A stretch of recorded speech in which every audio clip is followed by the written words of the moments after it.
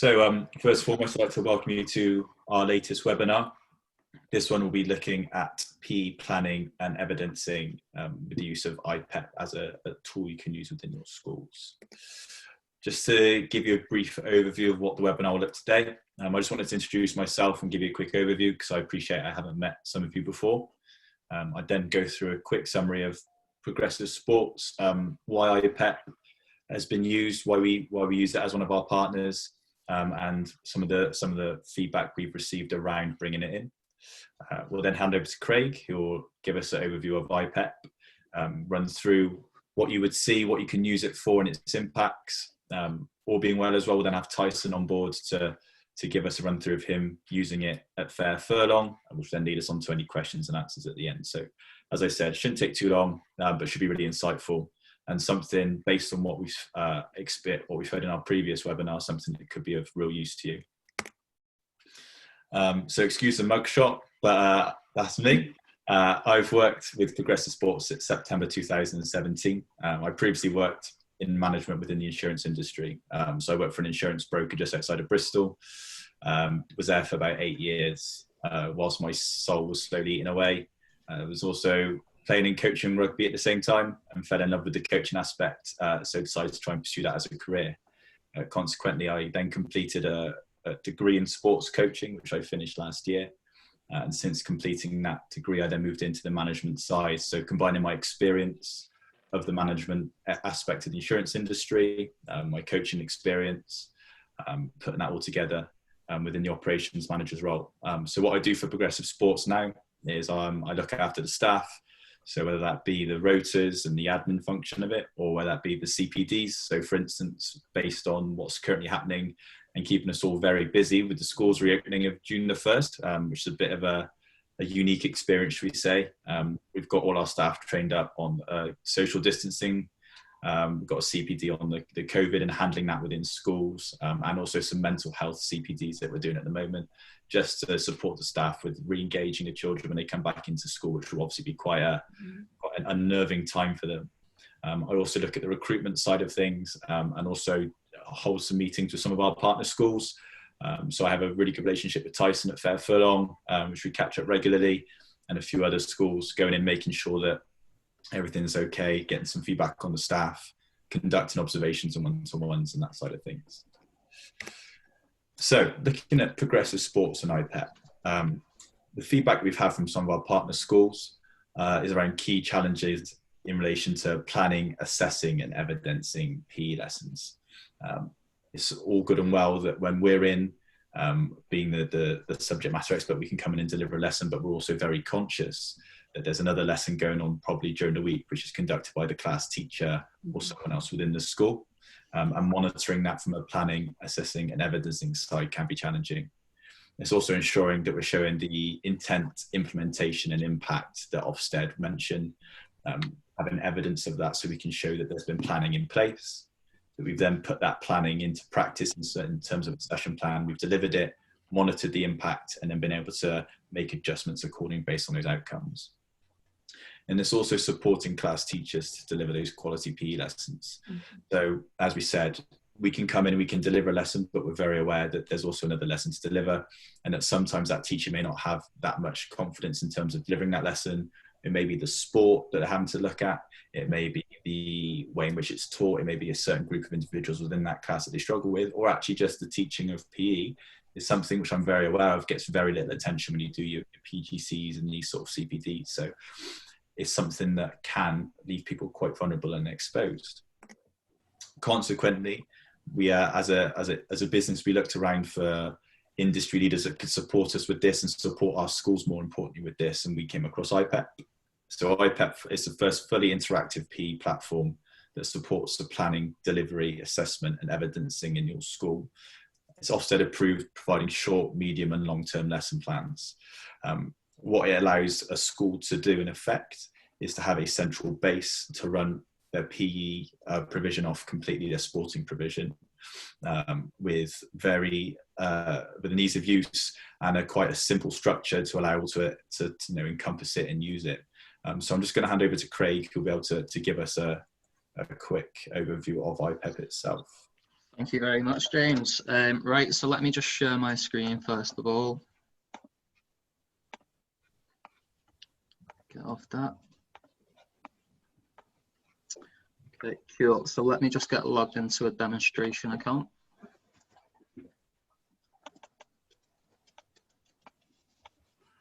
Can we all see that screen, yeah? Yep.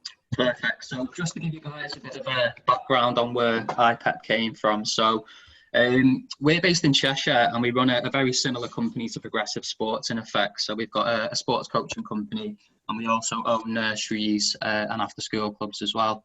So initially back in 2015, we had about 25 coaches working for us, all taking in paper lesson plans in files and stuff like that. And it was just getting too much hassle. So again, going back to what James said, we looked for something on the market which could support our needs, but we couldn't find anything.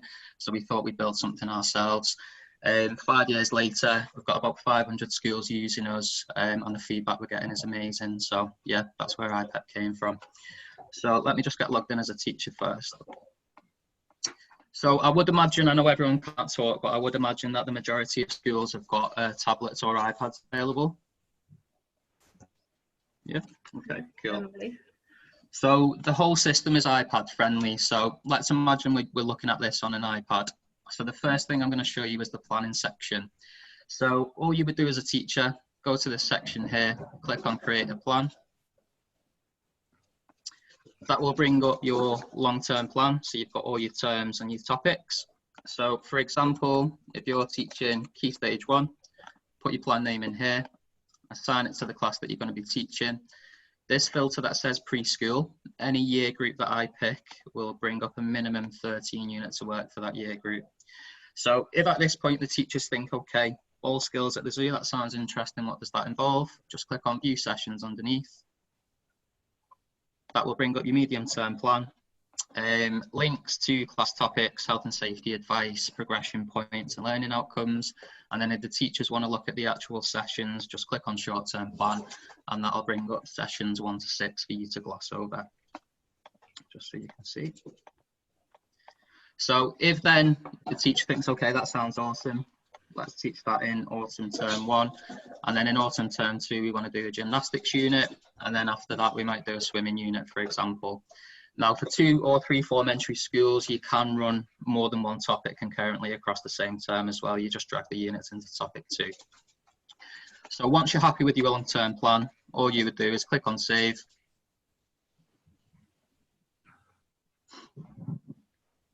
That'll take you back to the planning page. Click on the unit that you've just created, click on continue, and then that'll bring up your lesson plans. So again, let's imagine we're using this on an iPad now. So the first thing you'll see at the top always is a session overview. That'll give you the sports and topics that the unit covers. First thing you'll see is a session overview, 3 different skill levels that you should be looking for from the students, safety points and any equipment that might be needed for that lesson. Now, once you've gone through that, all you need to do is click the session overview tab and that'll take it away. And then underneath that, you've got a detailed warm-up. So the warm-up will always come with progression points, teaching tips. Again, going back to what James said, some teachers are more confident than others. Some teachers might not need the progression points or the teaching tips, but that's what they're there for, just in case the teacher isn't confident in delivering this particular lesson. Once the warm-up's done, most of the sections come with videos as well. So as you can see, it says see video 1. All you do, scroll down to session videos, choose video 1, and then that's just a visual representation of what that part of the lesson should look like.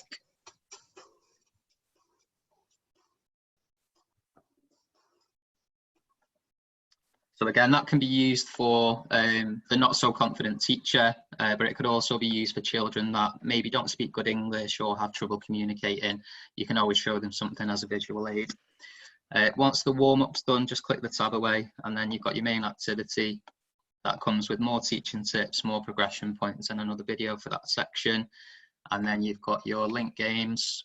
Again, more teaching tips, more progression points, next steps, and then you've got a cool down and a conclusion. If for any reason the school doesn't have iPads or you've not got access to them, you can download them all as PDFs and print them out as well. I'll just show you what that would look like.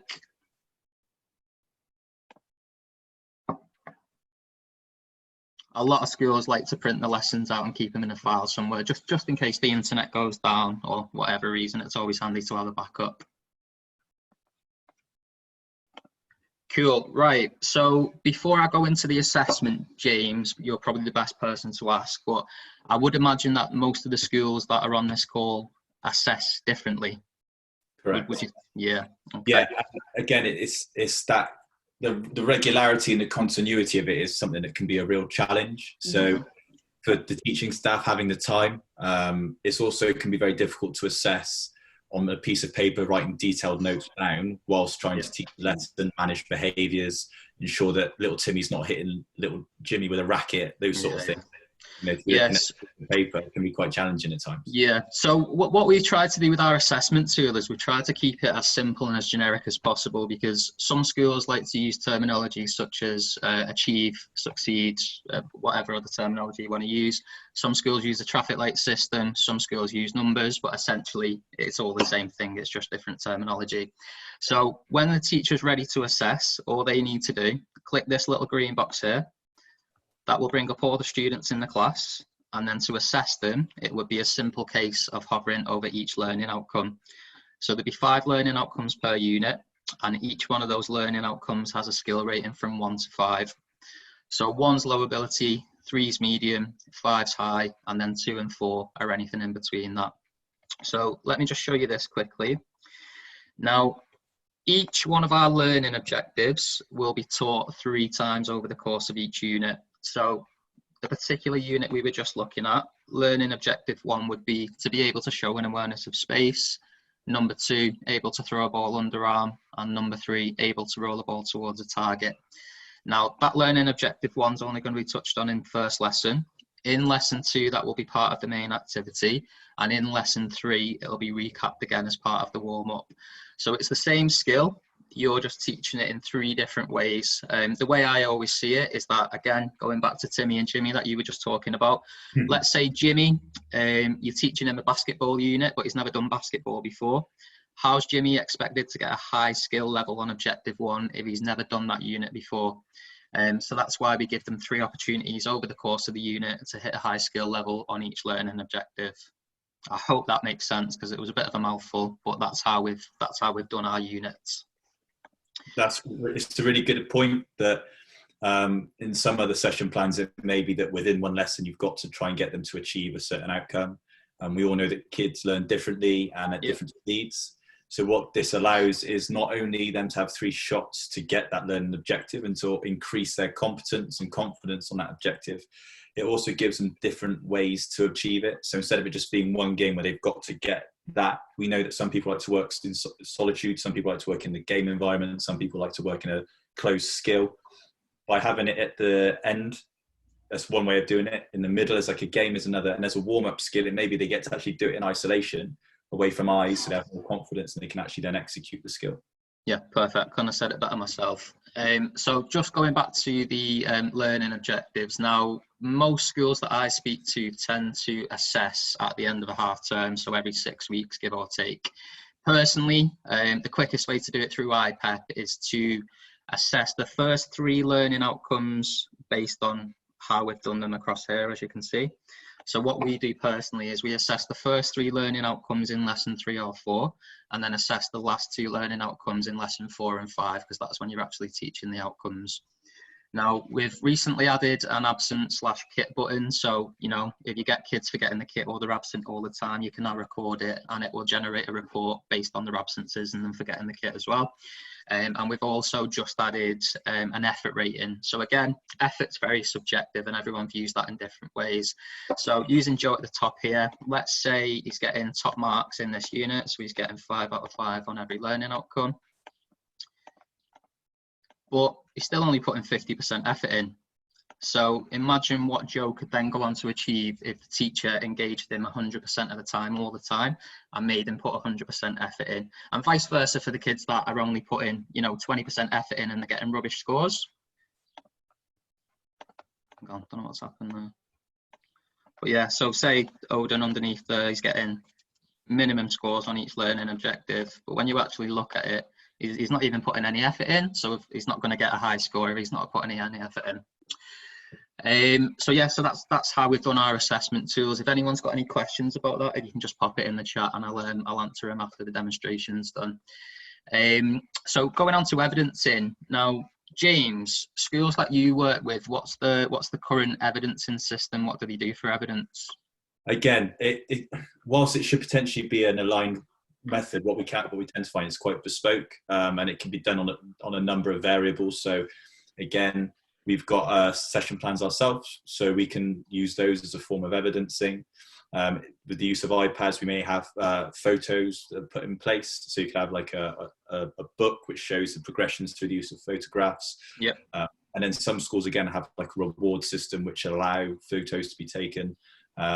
So it allows them to use that as well.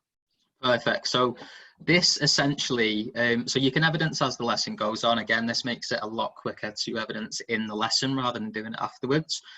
So again, let's imagine we've got our iPad, we're half an hour into the lesson, the kids are all learning very well, and it's time for you to take some evidence. So all you would do is you would take pictures or videos on the iPad, click this button here, add note/evidence, select your evidence type, whether it's an example of one of the learning outcomes or whether it's a piece of student evidence. That will bring up all the students in the class, and then simply to evidence, you just choose the kids that are in that piece of evidence, upload it straight from the iPad, and then you can put any supporting notes or comments at the bottom as well. And all you do is just click add evidence, and your evidence is done. And I'll show you what that looks like on the next page.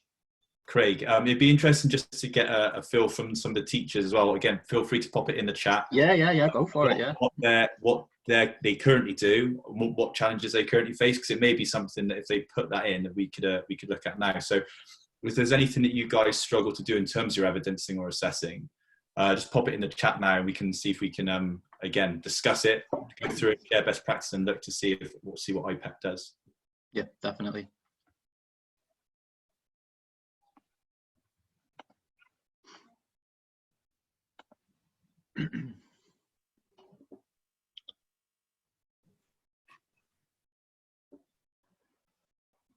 Or anyone feel free to just jump in if they've got any questions. So Emma from Bromley said that they don't currently have an evidencing assessment strategy in place, which is something which is completely understandable. Yeah, of course. Because there's a lack of clarity as to what that should look like, Mm-hmm. because of the time attached to actually doing that. So yeah. So I mean, you've hit the nail on the head there. 90% of schools don't evidence or don't even assess PE at all at the minute, and the reason is they've not got the time to do it, or what they're doing in the lesson doesn't give them enough time towards the end of the lesson to assess and evidence and do this and get the kids back into the uniform. It's the time constraints. But as you can see, again, let's just go back to the start. Let's imagine we've got the iPad in front of us. We're doing the warm-up. We've done the main activity. We've got 20 minutes in the lesson left. The kids are all learning at a good rate. So all the teacher has to do is literally just click this button, add note/evidence, take a quick picture or a video, choose the kids that it's relevant to, and just upload it from the iPad. And then just to show you what that evidence would look like,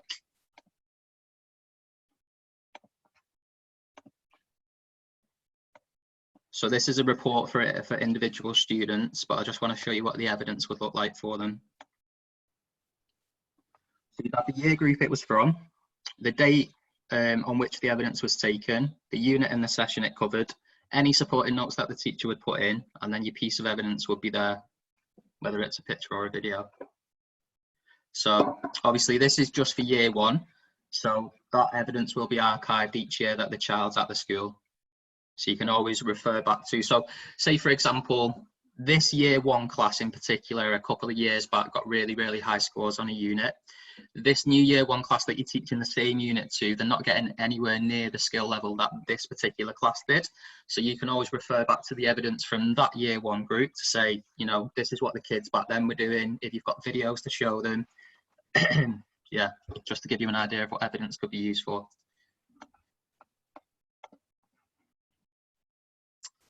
Any more questions before I move on? No, I think it's what's evident, what's come up in the chat is that it's the lack of evidence, it's the lack of analysis due to the fact of the time constraints, and the lack of clarity. I mean, I always feel for sports coordinators because they get put in the role and then they're expected to just deliver. So having a support mechanism such as something like iPEP, which has this infrastructure attached to it, takes a lot of the pressure off them. It's not just that as well. It's like if you're evidencing the old traditional way, you know, by making notes on a piece of paper and stuff, and you put it in a file and you forget where it is, and then you go to find it and it's not there, and you're looking for your evidence. This just puts it all in one place for you, and the product itself is web-based as well, so you can actually use it anytime, any day, any place. It's not restricted to an app, so you can log onto it on your iPhone if you wanted to. I've done a bit of assessment on my iPhone before. I won't recommend it because of the size of the product, but you know, push comes to shove, you can use it on an iPhone if you wanted to. Yeah, and Julie makes a good point here. She said that I think that having the set of objectives identified so clearly will make taking photos easier. So you know what you're actually looking for when you're trying to. Yeah, good point actually, Julie. Yeah, so you could take evidence and then you could forget about it, and then 2 days later think, I remember I took that piece of evidence before, but I've not assigned it, I've not put it in a particular place. And then when you get to that piece of evidence, you forget what it's for and what objective it's for. So this just keeps it all neat and tidy for you. So really, really good point, Julie. So moving on from the planning and the assessments, so the classes tab, which I'm showing you now, this is essentially the reporting side of things. So each individual teacher can only see the class data, so you won't be able to see all the class data on there, only the class that you're responsible for. So you'll see all the flags for the student. So I can see that this particular student has got a medical condition. If I click onto that, it'll go into more detail as to what the condition is. All the kids in the class are okay for photographs to be taken as evidence. Obviously, you've got the gender, and then you've got special education needs, English as an additional language, pupil premium, and to be honest, 2-year funded, not really relevant to many skills, so we're going to take that off. So if I click on view next to Joe's name, what that will do is it'll generate an instant report based on his ability and his effort levels, not just for this year, but since he's been at the school. So you can see the graphs going up and down depending on his ability levels, same with effort as well. You've got his attendance record and a nice little pie chart. Every single bit of assessment data that's ever been recorded for the student will be archived. So again, not just year one, you can always filter back and see what the strengths and weaknesses are. If you've got supply teachers in, external coaches that have never worked with the kids before, rather than guessing what their strengths and weaknesses are, just look at the assessment tab and everything's there in black and white. Your evidence tab, which I've shown you before, that just puts your evidence all neatly and nicely in one place. So if your head teacher or Ofsted come to visit, you know all your evidence is one place. Notes and attendance record. You can upload supporting files and documents that are relevant to the child's learning journey. You might take part in a school team, you might take part in a tournament and won a medal, something along those lines. And then the best thing about this section is you can print all this out, which, as you can imagine, is perfect for handing out to mum and dad on parents' evening.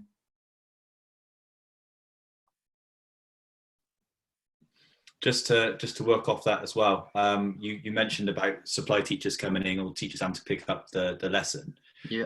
Because this is all planned in, and that's something Tyson will probably allude to when he talks after this, but because it's all planned in at the start of the year, the planning's done. You don't have to worry about, oh, what am I doing this week? I've got to come up with a session on my lunch break, or whatever they may be, or when Ofsted come in and they want to see all the planning that's been put in. It's done and it's there, and then you just refer back to it when you're logging in, so it makes life so much easier. Yeah. Exactly.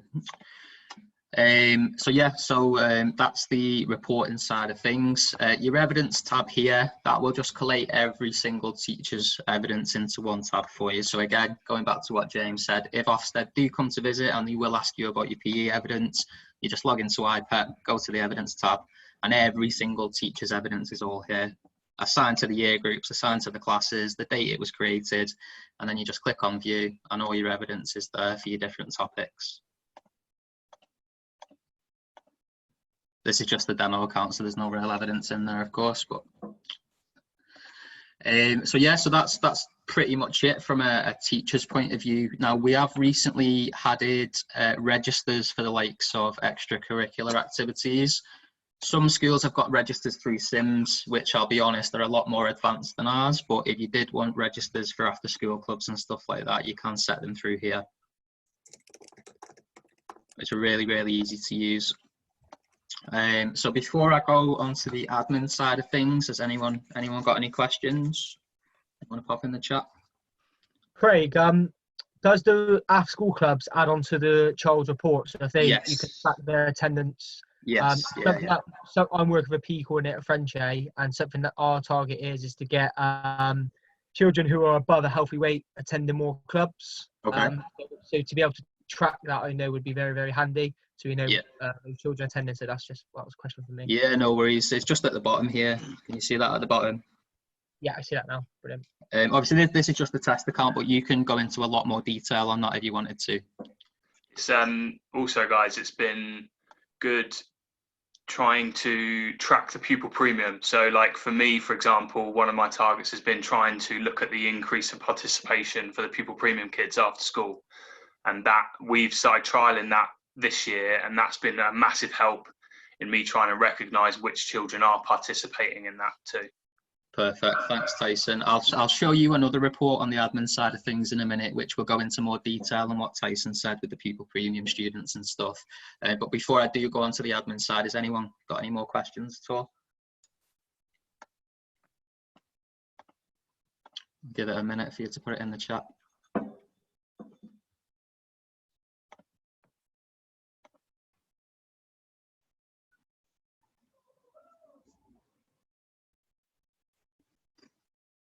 Nothing's popping up, Craig. Yeah, no worries. I'll move on. No problem. Right. So let me just get logged into the admin side of things quickly.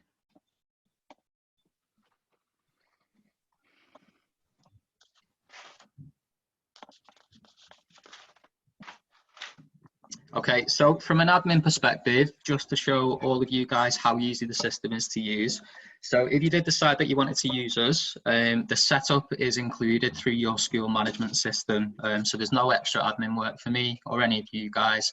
We'd literally get our third-party data management company to drop you an email. Your head teacher or admin manager just approves what data we need, which is first name, surname, gender, class and year group. That's all we need. They approve that, and we just extract all the information from your data management system and put it into iPEP for you. But just in case you did ever need to add anyone, it's literally just add user, first name, surname, the teacher's email address, and then you set the password. Class management, we would obviously extract all the classes from your management system. The only thing you would have to do from your end is assign the correct teacher to the class. But again, that's literally a 60-second job. This is where all your student data will be kept. But again, when we extract the data from your management system, that'll all be in one place anyway, so there's no extra admin work. Just on the off chance, James, do you think any of the schools might possibly be adding any of their own resources or lessons that they might have created over the years? Again, I think I'd be really going to chuck into the chat. So is that prevalent in any of your schools at all? Some schools have done it. Not a lot, I'll be honest, because they've not got the time. But if you've got a really savvy PE coordinator who's been in the industry for a while and they've got literally a file load of lesson plans that they've created over the years, they could essentially just digitalise the plans and put it in the same format as ours to fit into the curriculum. So we basically just give you a template to fill out. So using this one at the top here, dodgeball, all the teacher would need to do is fill in the boxes. So the unit name, topics and sports it covers, what year group it's relevant to. The learning outcomes, you don't even need to put 5 in, it could just be 1 or 2 learning outcomes if needs be. Copy and paste your medium term plan into this box, and then it'll just ask you about individual sessions on these pages here. So it's just a blank template for you to fill out, but it'll put it in the same format as ours with the traffic light system and the assessments and the teaching tips. How many lessons or sports would you say are on iPEP currently for them to utilise, however? What that we've created? Yeah, how many lesson plans? Oh, 1,000, So, give or take. Yeah, and it covers all sports, doesn't it? Yeah, so all of the units that we've got in are skill-based rather than sport-based. So the better way to explain it, let me just go back to my brochure here. So this is just an example of the progression of the units. So let me know if you need me to zoom in anymore. So each one of our units is based around skills rather than sports. So to give you an example, An invasion unit for reception. The sports that it covers would be netball, basketball, and handball. So it covers all those sports, and the skills that you learn within that unit will be transferable between all those sports. But it focuses on the skills rather than the actual sport itself, if that makes sense. Yeah. One thing we are doing at the moment, though, is we are getting some sport-specific units written for us by some pretty big organisations. So we've got Rounders England doing some Rounders units for us from reception to year 6. Dodgeball England doing some dodgeball units. We've got a yoga company that we're working with, just in the midst of doing some yoga units for us. Disc sports, parkour, free running. So there are lots of sport-specific units on the way. Fantastic. So in terms of that planning aspect, whilst they have the facility to add their own, it's actually a case that they wouldn't need to, because unless they had something specific on yeah, don't get me wrong, 95% of schools don't add their own units, because without sounding big-headed, ours are better than what they would do anyway, because, you know, we've been in the industry for a long time, and we spent a lot of time writing these lessons and making sure that they were, you know, right for everyone, basically. So not a lot of people tend to upload their own units, but the odd P coordinator here and there definitely does. And the good thing for me about the fact you look at a skill or a motor movement as opposed to it being sport specific, is the variety it gives the kid throughout of course, for the term. You know, they're covering netball, basketball, and handball. I've been in lessons or terms where we get to say lesson 6, and it's still the same sport, and they want to try something different. And if we look at it from a scientific aspect, the fact that we're looking at a skill which is transferable between different sports. Yeah, of course. Yeah, helps that skill development. It allows the child to adapt, makes them able to use autonomy to create a solution to a challenge that's posed to them, and therefore it means that skill is actually learned to a far greater level than if it was just specific to a sport. Yeah, exactly. And again, just using the beanbag skills here, which, you know, everyone teaches beanbag skills in reception.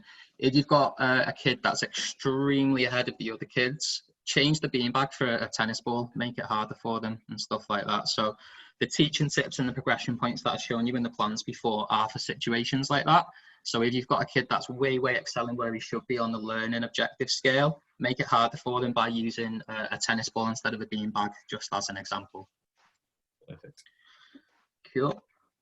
So yeah, so that's what the unit manager's for. If anyone ever needed any help with the unit manager, of course, I'd be on hand to help anyway. The teacher tracker, this will be good for all the PE coordinators out there. So rather than going to see the teachers individually and saying, oh, did you assess this class? Did you do the evidencing for this? Did you do this? Did you do that? All you need to do is log into admin, go to your teacher tracker. When it eventually loads.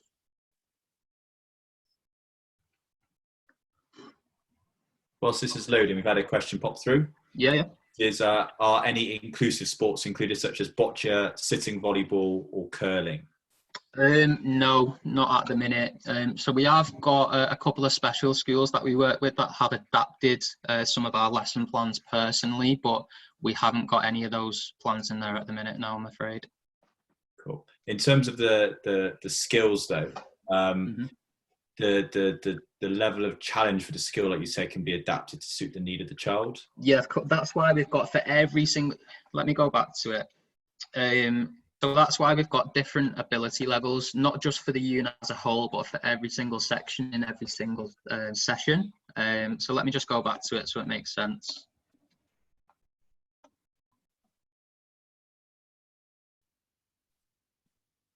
One thing I did forget to mention before as well is that with all the dance units that we've got in here, the music actually comes built into the system as well.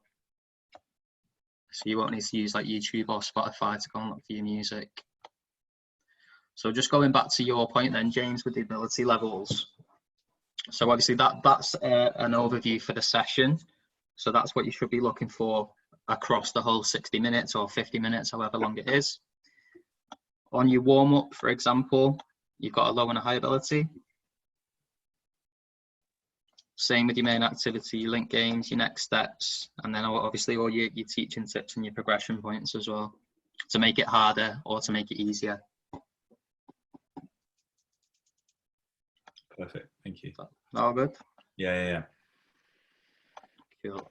So one thing I wanted to show you, which I think you're all going to like very, very much, would be the full school report. So because we've got over 500 schools using us on a regular basis, we can generate a national average based on the assessment data schools are inputting.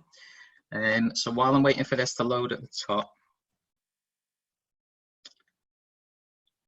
so this is what Tyson was talking about before, tracking his pupil premium students. So I'll be honest, this is relatively new. We are still working on the reports. I think it could look a little prettier, but essentially it does what it says on the tin. So using pupil premium as an example, so you as a school would now be able to compare your reception to year 3 pupil premium students for ability, just as an example. This orange line here, this is the national average based on the assessment data schools are inputting into iPEP. So you can compare your school's individual types of students against other national average schools. You can do that for ability, you can do it for effort, you can do it for attendance. You've got your student overview, which will split your students into groups and percentages. You've got a class overview, which will just basically tell you how many times the teachers have logged into their accounts, what the average ability is for their class, what the effort is for their class. The attendance overview, the effort history, which hasn't been completed because this is just a test account. And then you've got your actually ability overview when that does eventually load. That'll just be reception, year 1, year 2, year 3, 4, 5. And then you can compare each individual year group against the national average for ability levels for the class. It's a bit of a mouthful, that, wasn't it? I hope you all got that. But yeah, so one thing we are working on now is making the reports more in depth and getting the sport specific units on the way as well. So they're the 2 big things we're working on at the minute. Don't mind me just jumping in. I think that would be brilliant for governors' meetings. So P coordinators out there when they're meeting with their parent governor, to be able to compare it against the national average. I think that'd be excellent, personally. Yeah, of course. I mean, one thing. What was that? Sorry, mate. Say that again. I was just wondering if anyone else in the chat thought that would bear in mind there be the guys meeting the governors. Would that be interesting to them or not? I think, like, for us as a school that is using it, it's something that I am definitely going to be using, because you obviously have to put some money aside to use this program, Craig. And it's allowing me to be able to justify to the governors that investment that I will definitely be taking advantage of. Cool, I'm glad. Thanks, Tyson. Has anyone else got any questions at all? So does it help right at the end of your report? So you can see it. Cool. Yeah. So what do you mean? Can you specify a little bit more, please, Julie?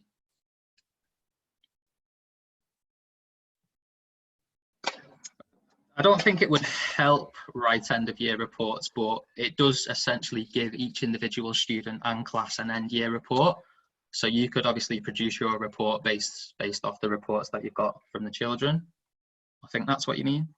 Yeah, so it might be on the lines of, does it provide like they are working to an expected level, a sort of like summary sentence? But I guess the numbers from the assessment will sort of paint that picture. Yeah. So it won't write an end of year report, but it will give you the statistics for you to just put pen to paper and say, you know, obviously this particular student has got 20 out of 25 on this unit, which is high ability level. So blah blah blah blah blah.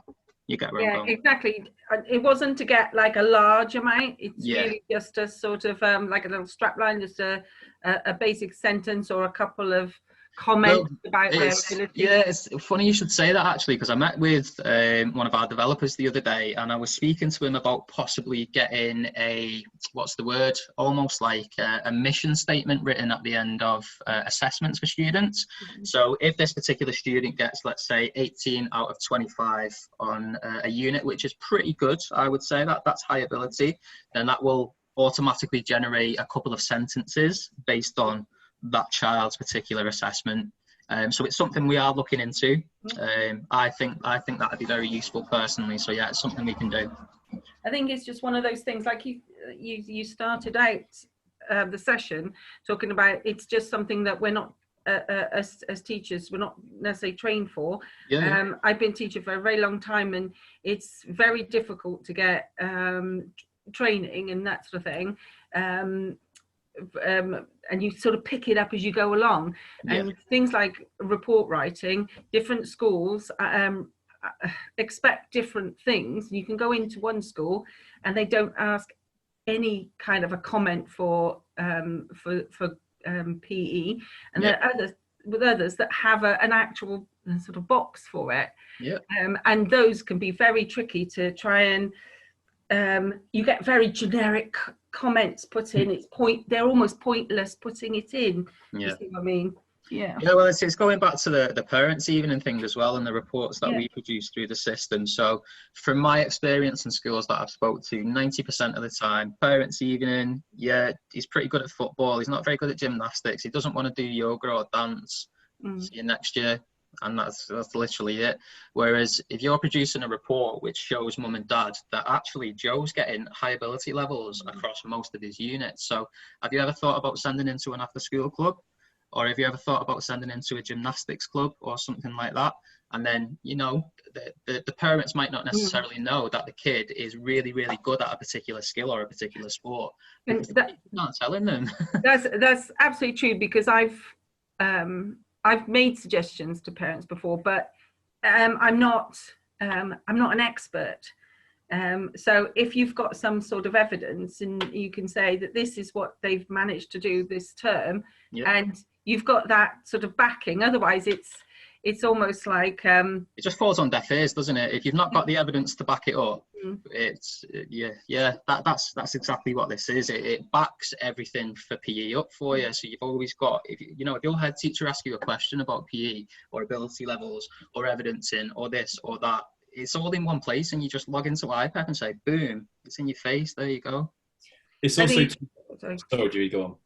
I was just going to say also, if you're taking on a new class in September, you've got that background. Also, if you're handing one up, you've got that to as part of a discussion. You know the children who you have to look out for, or also the ones that maybe start in September and they slack off. And you can see what they were doing last year. You have that continual. Exactly, you've got that continuation of your ups and downs on the graph, so you can recognise when a student isn't putting the effort in, or you can recognise. We've had schools come to us before and say that they've raised some safeguarding concerns through the system because. To give you an example, one particular kid was forgetting his kit every single week, but before that he loved PE, but then he just started forgetting his kit all the time, and it turns out something was going on at home. And it can raise safeguarding concerns and stuff like that as well, and it'll just let you recognise as a PE teacher who needs more help than others, where should we focus our effort. I can keep going forever, but the two things to touch back on the report as well, Julie, is that in terms of keeping the parent happy might sound wrong, but they always like to see pictures of their kids doing sports or that sort of, look how great your child is. Anything really. Exactly. By having those pictures of them hitting a ball or whatever it may be, helps manage the parents' expectations and keeps the parent side. And also what's worth knowing as well is that when we would come in to deliver our PE lessons, we would also be using iPEP.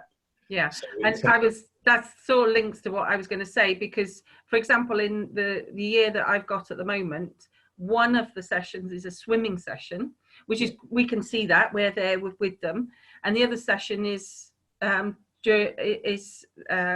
sometimes in the PPA session, and so sometimes you don't, or it used to be, so sometimes you wouldn't see them doing PE very often.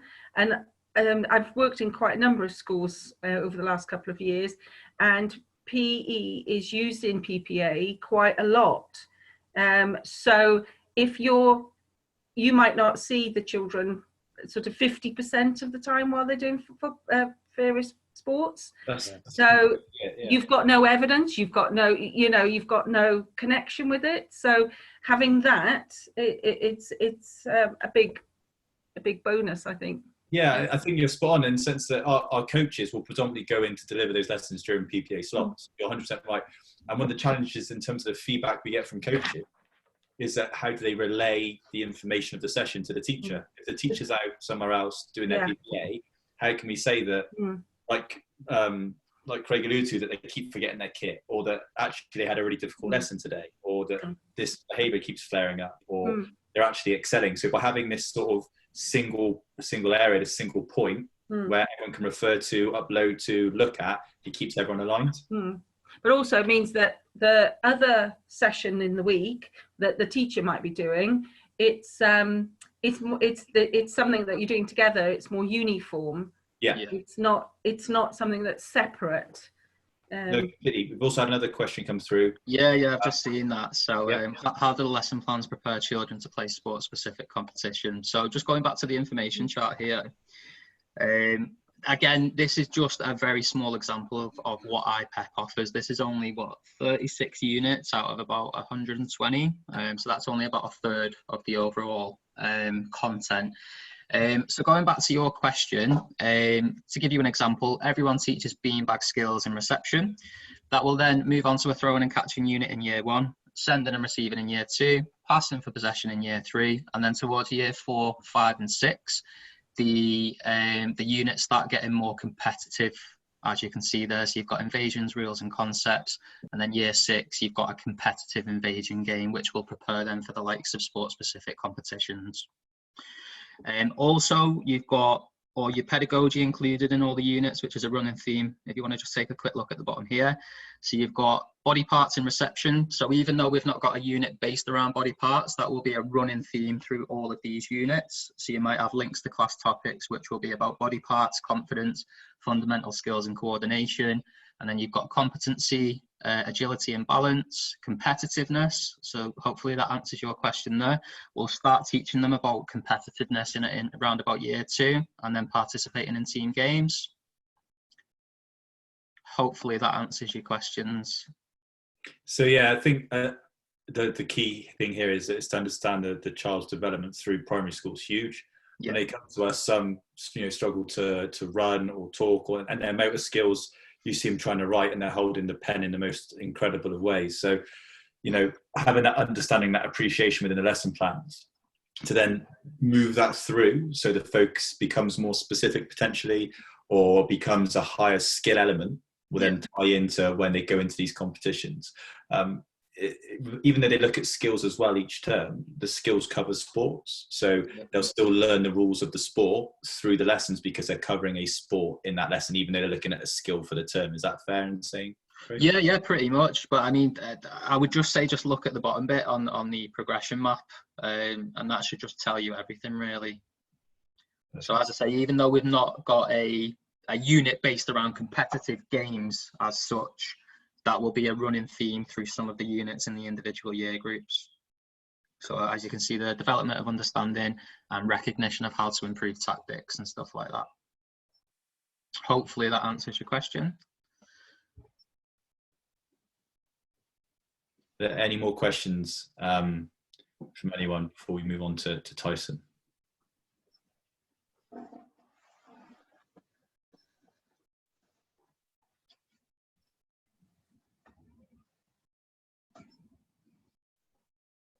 Fantastic. So just like to introduce Tyson quickly. Tyson is the sports coordinator at Fair Furlong. We've worked with them now for a sustained period of time with great success, looking at team teaching, looking at using iPEP, looking at delivering PE lessons in the schools, enrichment days, after school clubs, all sorts of things. Tyson, do you want to just give us a quick overview of when you decided to pick up iPEP and how the journey's been? Yeah, so we've been doing it for about a year now. And we kind of worked closely with Craig and Progressive Sports to kind of implement the scheme over probably last summer, I think it was, when we were putting it all together. And then through that, I've introduced like a phased introduction of it, because as you can see, with like the software is it can go into such depth, and you can get so much information out of it. I just didn't want to overload the teachers with too much. So we've kind of this year implemented just the teaching of the scheme in line, and then added the assessment in as well. So we could kind of justify to the governors, and if potentially Ofsted came in, we had something solid to kind of base our teaching from that was streamlined across all years. So that's kind of how we've introduced it. I'll kind of go through with you other ways that we've implemented and are using the scheme, and then James and Craig, feel free to chip in at any point. And then if anyone's got any questions, feel free to just pop them up and I'll try and answer them the best I can. So it's been quite good having this recently, because I've recently done our PE audit for the staff as well. So I've got a lot of feedback from them on this that I can give you. So it's not just me being biased, being the PE coordinator saying this is what we're doing, and it's great. I've had feedback from the teachers that are actually doing it and teaching assistants, but I'll come on to that in a little bit in a minute. So at the beginning of the year, I set all of the units for the teachers. I didn't want to give them that stress. So I set everything for them, and I used their long-term plans to make sure they had cross-curricular lessons in there as well. So for example, in dance in year 6, we had Viking rituals. I think that one of the units was that I added in there. And then gymnastics, there was 4 quadrants for year 5 and 6. So I added that in there for them. But this year I'm going to give the teachers more responsibility and more autonomy behind choosing those subjects, because, or those units, sorry, because long-term plans can change, and it's just giving them the ownership of something that they want to teach. Because when that confidence is low, if they know they've got something coming up that they're enthused about, it kind of gives them that little bit more encouragement to teach that unit, if that makes sense. So that's where we've kind of gone with the planning side of things this year. And then in terms of assessment, we kind of refined it a little bit more in terms of I only wanted them to assess through a level 1, 3 and 5, just so that the results were very explicit. It was very black and white, whether they were lower ability, attaining, or a more able child. And that allowed me to kind of get a clear picture of where the children were. And at the moment, I'm going through that data and kind of analysing where my target year groups are for next year. For some of the more recent kind of results that I've had from it, I had a year 1 class last year using the old scheme. Whether it was the old scheme, a combination of the quality of teaching, or just that cohort, they were really, really lower attaining it. Based on the data we used last year, there was only 25% of the year group actually attaining that year. So they've kind of been a big focus for me, using this scheme in particular. And from that, there has been a significant improvement in the attainment. I haven't figured out why that is. I'm going to try and look into a little bit more deeper about that and kind of speak to the teachers one-to-one, whether that is a confidence of their own ability through using iPEP. Because what Craig has shown you, it is as easy as just picking it up and go. Because we're all teachers, it's extremely difficult to teach the whole curriculum in a week, if not impossible. And you want something that is easy to pick up, but goes into enough detail to be justified as a decent scheme. And it has allowed my teachers, PE is being taught so much more than ever at our school now. And I do believe it's because of how easily accessible the scheme is now. And that has come back on my audit, is that is one of the sole reasons why people's confidence has grown in teaching PE, because there are great schemes out there. I'm not going to name any, or the one that we used to use, and there is a place for all of those schemes. But for us personally, with how busy the curriculum is, we just need something that you can pick up and go with, and this scheme has allowed us to do that. Kind of going on from that, and with the question, or what someone was talking about earlier, with the teachers not seeing 50% potentially of their children's PE. And that is a really good point, because in our school, that is definitely the case. And that is something that was really kind of worrying me in terms of how the teachers were assessing and how we were justifying that, because there was no evidencing before this for us, nothing at all. And I haven't done it in every year group, but I have had a couple of year groups trialing the evidence, and it is working very well now that they've got used to it. So that's something that I'm going to try and roll out in a little bit more detail next year, is at least showing me a piece of evidence of what a lower and attaining and a more able child looks like. By no means am I going to be expecting every piece of evidence for every child. I think it's just an example of what that judgment should look like. But with that 50% of you not seeing it, we have sports coaches, and we're lucky enough to have those, but there was nothing. The TAs didn't have a clue because they support the sports coaches, they didn't have a clue what was going on. There wasn't clear evidence of what the learning objective was in that lesson. So now, with the assessment part of that scheme, my TAs have been doing the assessment for us, for the teachers. So I've recently had their audit back as well, and their knowledge of the curriculum and their expectations of the children has become a lot more clearer this year, because they know what the sports coaches should be teaching. And the sports coaches have picked up this scheme and they've ran with it, which has been really good. And because it is so accessible, it's quite easy for them to do. But the teaching assistants now, they can take target groups away, because there is that clear structure of a lower attaining child and a more able child within the lesson, and they can start to use their initiative within that. So now I have a very, very full package of what my data looks like for our children, because the TAs are assessing that 50% and they are relaying any information to the teachers, which gives a much fuller picture for us, if that makes sense. So I'm trying to think if there's anything else. I've got a few notes. Yeah, and just the way that I've kind of left it up to the teachers of how they want to approach the lessons. Like, I've got some really experienced teachers in PE, and I have said to them, look, just take the learning objective and do whatever you want with it. And I've given them that freedom. I haven't told them to stick with the lesson necessarily, particularly with the sports coaches, because they're professionals in that area. So as long as the learning objective, because it's skill-based, is being achieved, that's been the most important thing for me.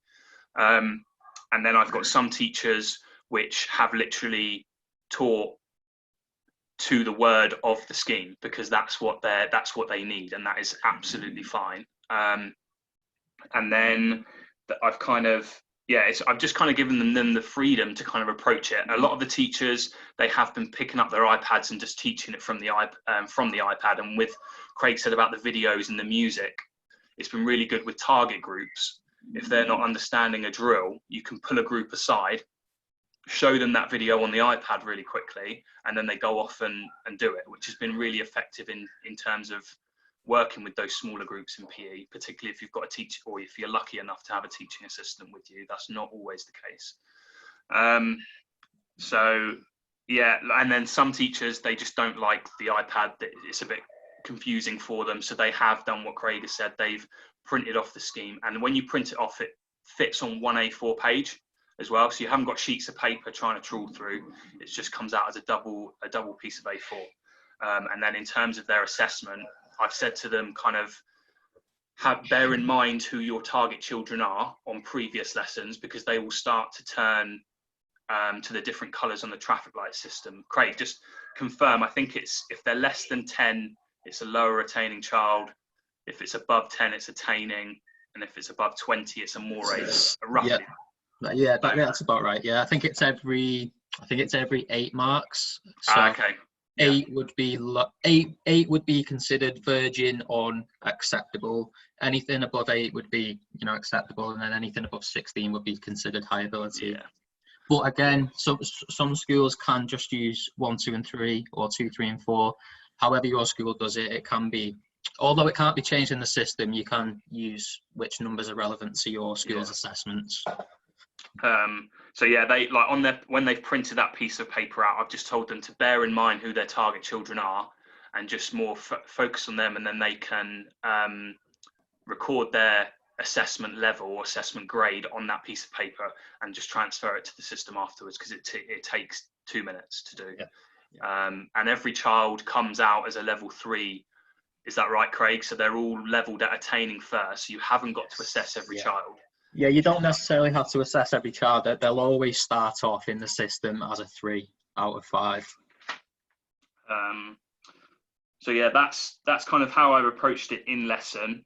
And then what else is there? Yeah, and then just something like we touched on it briefly, this in terms of adding more units. That is something that I'm going to be looking at hopefully this year, is trying to add my own units. Yeah. Well, we've over quarantine, I won't tell you exactly how much we've spent, but we've spent a lot of money getting some new units off some organisations that I told you about before, Late Rounders England, Dodgeball England. So the units that are coming, they're not just from some dodgeball coach down the road, you know, they're from the national governing body. So they're going to be good.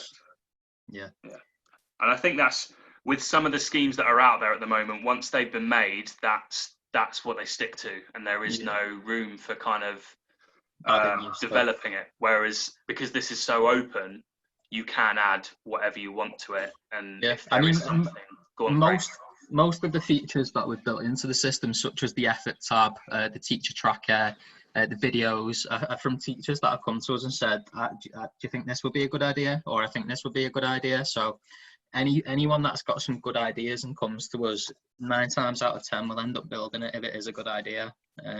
So that's where we are now, because of people saying, do you think you could do this, do you think you could do that, etc. And yeah, so for instance, Sarah highlighting the inclusive sports in here, you know, the boccia, sitting volleyball, curling, those sort of elements. Whilst they're potentially not on at the moment, that doesn't mean to say they won't be at any point. Not at all. So I mean, I could show you. We've got a guy called Leroy he runs a special school. I can't remember exactly where he's based, but I won't show you the units because I can't. But I'll show you what he's done quickly. All right, 1 second. Craig, whilst you're getting that up, Tyson, do you want to just tell the group sort of how we've worked with you guys in terms of the team teaching and the implementation of that? Yeah, that's cool.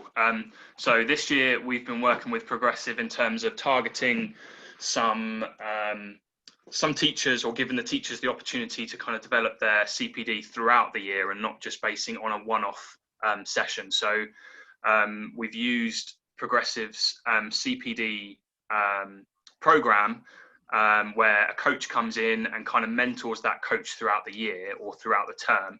And it's been quite flexible, James, hasn't it, in terms of how we've approached that. Like, it hasn't been, right, this is your teacher, you're going to work with that one teacher the entire year. Our coach has been really, really flexible in working through several teachers throughout the year.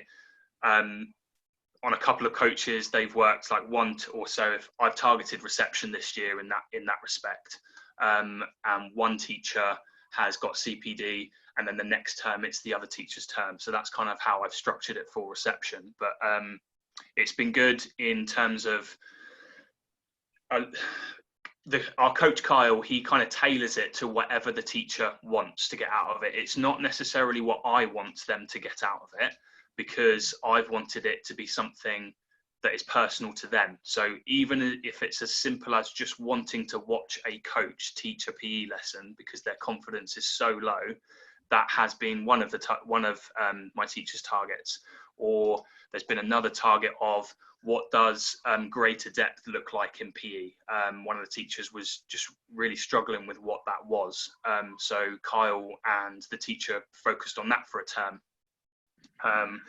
Another teacher was really struggling or needed some kind of tips on how to engage the class in terms of behaviour management by working on their own, because they didn't have a second adult. So Kyle worked with them to kind of think of, right, how can I make that child over there that's always running around with his t-shirt over his head busy? Even if it's a kind of like, right, you're going to be my helper today. You're going to help me with the equipment, like just quick little top tips like that. And then, yeah, it's just been a really flexible approach from me as a PE coordinator. It's not kind of been kind of tailored for one particular thing, I think we've got a great deal out of it, because it can be as flexible as you want, and it's designed around you as a school, not necessarily of what Progressive can offer, which I think is the most valuable thing out of it for us. That's nice. What iPEP's done is given us an infrastructure to work off in those lessons. Yeah. So when we're developing the confidence or competence of that teacher, by them having their session plan with them, the assessment tool with them, the videos with them, it's a great support mechanism for the whole process. Yeah. Fantastic. Craig, back to you, mate, with that screen. Yes, that was pretty much it, really. There's nothing else that I can show you. One thing I did want to say was we've been getting a lot of testimonials and feedback from schools that have had deep dives from Ofsted. And Ofsted have basically turned around and said that they're extremely impressed with the planning, assessment and evidencing aspect of iPEP. And that's come from Ofsted directly. So, you know, with words like that, we can only be doing good things. Craig, just one more question and one for Tyson. So, Julie asks, does it have a facility to get certificates for end of unit improvement or effort? Not at the minute, but it's something we're working on. So I think that would tie nicely with the mission statements, wouldn't it? Yeah. Fantastic. And Pete's asked Tyson a question, which is, what sort of time saving has iPEP given to the teachers in your school, do you think? If it's what you mean in terms of day to day, Pete, I think the teachers have been, like I said, it's a pick up and run scheme of work, and it's required no looking for several different pieces of resources, because it's all there. So there's no planning at all needed, because it's all there. I've even gone as far as doing the units for them, so they don't even have to think about what unit is coming up. And it didn't take me that long to do. And then even in terms of kind of responding in the assessment, our TAs have been able to pick it up. Our teachers have been able to pick it up. It takes 2 minutes after a lesson if you don't want to do it in lesson. It's just, in terms of that time saving, it's not created any more work for our teachers. If anything, it's created less work for our teachers, if that makes sense. Yeah, no, it does. Absolutely. So the time that's being spent on this isn't around the planning and the trying to get a lesson together. It's actually the time that would have been spent was actually on the analysis and the data that you're getting from it. I think, like, as a PE coordinator as well, it saved me a lot of time personally as well. And even in terms of like trying to think of target groups, like children that are getting low scores in their attainment and they're getting low effort grades, I now know that that's a group that I need to target in the school, and I'll use Progressive to provide an enrichment activity to kind of address that situation as well. So it's good for the wider school, and it's good for your PE coordinators as well, especially new ones. If they've never done PE before, don't have any experience of PE, which is often the case in schools. Everyone often has to lead a subject. It's all there for you as well. Fantastic. Thank you very much. Craig, is there anything else you wanted to cover? I think I've covered everything, to be honest. Let me just... Craig, sorry, it's Pete. I suppose one other benefit as well is that maybe if you have got teachers that are responsible for after-school clubs, they could use the planning to help them with content for after-school club activities. Yeah, of course. And again, that's another thing we are looking to do. We are looking to include resources for extracurricular activities and like games ideas, stuff like that. So to be honest, I've took quite a lot away from today, especially with Julie's questions about the end of unit certificates for improvement and stuff. I think that'll be a quick job for our developer, to be honest. But that's a really, really good idea. So thanks for that. I didn't even think of that one myself. Children will generally kill somebody for a certificate. Yeah, no, it's a really good idea, and I think that could be linked easily to the assessment. So once you then put that assessment data on the child's report, I don't see any reason why our developer couldn't put a nice looking certificate in there to say this child has achieved this or this or this. Yeah, definitely a good idea. Most schools also do like a weekly celebratory assembly. So it would be a nice thing to build the profile of a PE. Yeah, I really like that. It's a really good idea. Just as we start, I was going to say, if you need to any more questions. So do the plans include intra-competition each term? So any opportunity for competition amongst each other in the term? Yeah, definitely amongst each other. So as I say, towards like year 3 upwards, that's when the sessions and the games and the linked activities start getting competitive, and include stuff like intra-competition. So yeah, from year 3 upwards, that's when the competitive side starts coming out of the lessons. Because years reception 1, 2 and 3, you want to teach them about working as part of a team, confidence, understanding that it's not always bad to lose, and you know, when you lose you learn stuff from it and things like that. Towards key stage 2, that's when the units will start getting more competitive. Yeah. Thank you, Craig. Any more questions, anyone? Just a quick statement from me really is obviously we've been working with Craig for a little while, and Craig and James tell me to stop if I'm about to steal your thunder, but I think you'd be happy to speak to PE coordinators individually as well to look at how it would really tailor to their own individual school. Yeah, definitely. I mean, I've not got a lot else to do in quarantine, so yeah, definitely. Fantastic. So yeah, Pete, you've led me nicely onto the next steps. So, first of all, I want to say thank you for attending. You'll see my email and telephone number on screen. Please feel free to give me a call or drop me an email following this. I'll be in correspondence to get some feedback, as we always do, because we're trying to make these the most useful webinars they can be. I know there's more webinars than I've had hot dinners going around at the moment, and more Zooms and family quizzes and whatnot than we could ever hope for. So we want to make sure that if you're giving us your time, that you're getting the most out of it. So we'll be asking for some feedback on that front. So yeah, drop me an email following on from this if you have any questions or queries, or if you'd like to discuss the next steps with it. I've also included the link at the bottom. It's like an overview video. So if you just want to have a look at that at the end, feel free to take a picture of this screen. I can also, again, send you that hyperlink via email just for you to have a look at it. It just gives you an overview of iPEP. It's a 10-minute video just to refresh anything that you're unsure of. And similarly, if you have any questions, just let me know. And then what I can do is I can set up more of a direct meeting between myself, Craig, and you, and we can go through any of the details that you want to go through. Just check in that no one else has any more questions at all.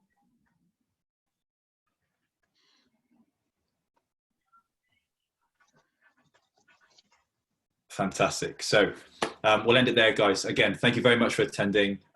Stay safe. Hope June the 1st goes as smoothly as it could possibly go. It's going to be an interesting time. So look after yourselves, because I know everyone's focusing on the kids, but we need to make sure that we're looking after each other as well. So yeah, we'll leave it there, guys. Thank you very much. Take care. Thanks, everyone. Have a good day. Cheers, guys.